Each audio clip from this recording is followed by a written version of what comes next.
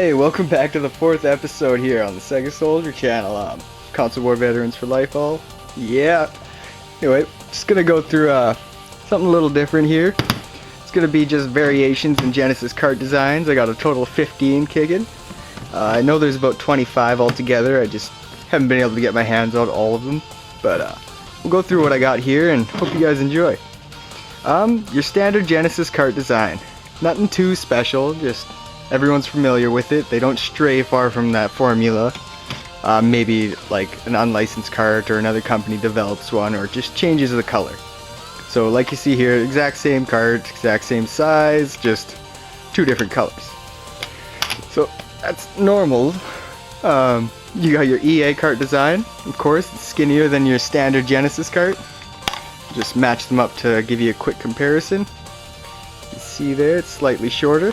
Also features this weird 45-degree tape, or just cut off on the side, I guess. Also has the old school EA logo here. Serves zero purpose except to show their brand name. Underneath this is just more plastic casing like this, just more plastic casing. Your standard Mega Drive designs, they're basically follow these two formulas. It's always rounded top, I found. The only difference between these two is this one has a flat side, still carries the grooves, and I've noticed that most Mega Drive carts actually have this little piece missing out of that. So, nothing too spectacular, but cool to know. Your 32X cart design will not fit in a Genesis, of course. You need the 32X peripheral to play it. It has slightly longer, and actually the sides here come out flat. So it will not fit into a regular Genesis. It could, but you'd have to break off your tabs and kind of fuck up your console, which is just not really worth it. Now we're going to get into the skinny carts and unlicensed ones. Bible Adventures. This one is just strange design. I've only seen this with the Wisdom Tree games on Genesis. They got these weird grooves here. There's a total of 5 altogether. It has like a about 10 to 15 degree angle here, tapers off to a flat side, and call them skinny carts because they're not as wide as the regular Genesis ones. You got another skinny cart here, slightly taller than the standard Genesis cart, just by a smidge. But this one's weird. It's by Realtek. Has security bits, they're just under the screw here. And yeah, nothing too different. It's rounded edges. Yeah. 3 little grooves here on each side. Nothing too special, but cool to see. And, oh god, Stormlord. This card I have a serious issue with. So if you look in here, you see that little glossy piece on the side of the PCB, just the left side there on top of that chip? If you look back here, you can see it's molded together. So what they did was, I guess, heat sink it together or something, and glued it. Yeah, geniuses. Go Razorsoft. You guys are just intelligent beyond all bars. So if your Razorsoft card is not working, you're gonna have to scrap your shell and find a replacement. Another odd design, actually. This one's by Accolade. It's got grooves on the back. I thought that was cool, so something to grip when you're pulling it out.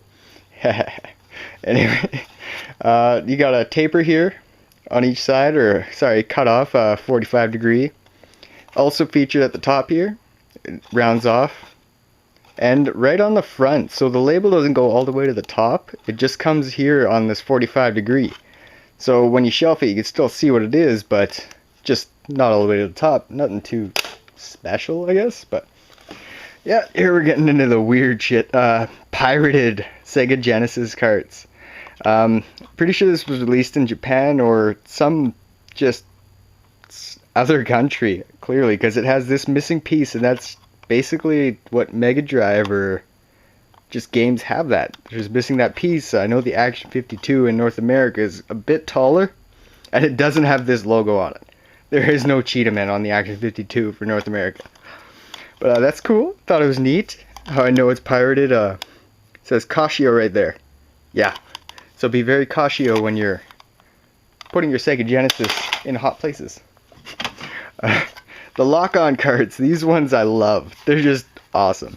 course, you got your Sega Genesis Sonic and Knuckles. Standard design. This is the only one in North America I'm aware of that has this missing piece. That is just inherent to like Japanese carts. So, pretty cool design. Nothing too special. Just put that there for now. Another lock-on cart. The Game Genie. Everyone's familiar with it, of course. Mine's shiny. There you go. Little glare.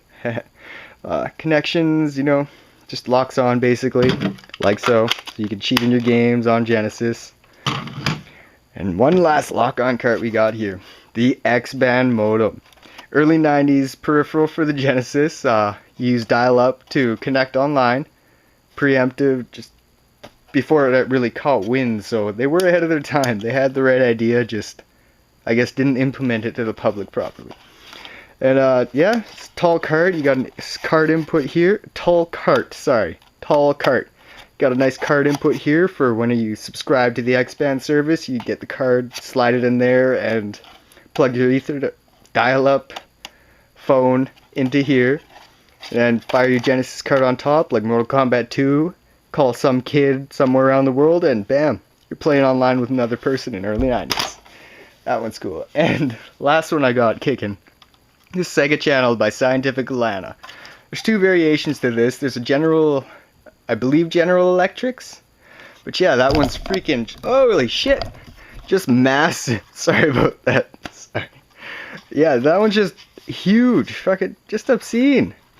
Yeah, things just, yeah. This one's actually pretty heavy for its size. It's got 6 vents on the bottom. Standard card design. Huge amount of warning labels there.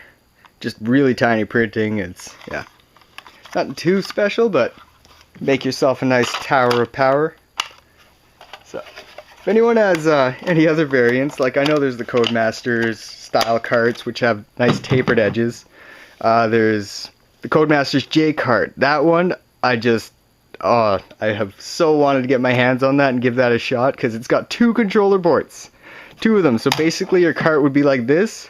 It would taper off the sides here.